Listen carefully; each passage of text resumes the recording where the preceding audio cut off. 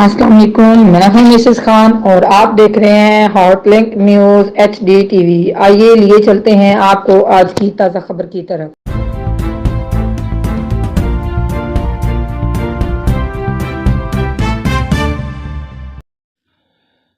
पाकिस्तान समेत दुनिया भर में आज मेहनत कशों का आलमी दिन मनाया जा रहा है। यकम मई अपने हुकूक के लिए जान की कुर्बानी देने वाले मेहनत कशों की याद दिलाता है। आज का दिन मेहनत के तकद्दस और वक़ार की अलामत है। आज के दिन पूरी कौम मेहनत कश तबके को खराज तहसीन पेश करती है। मेहनत कश नेक नीति और दयानत की शानदार रवायात के अमीन है।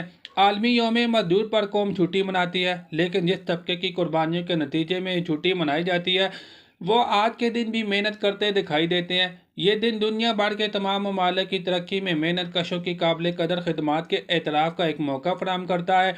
मेहनत कशों को गैर महफूज माहौल, मजदूरी के गैर मनसफाना तरीके और कम उजरत जैसे मसाइल का भी सामना है।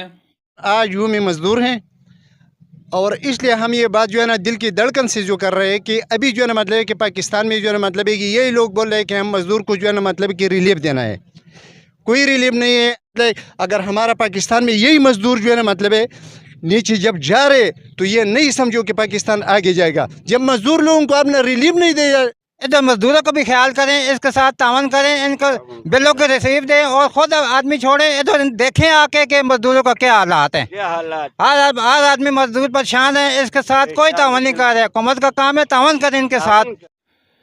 मेहनत कशों ने हुकूमत से मुतालबा किया है कि हमें भी रिलीफ दिया जाए। ज़िंदगी की चमक दमक में अगर किसी का मरकजी किरदार है तो वो पाकिस्तान का मेहनत कश है।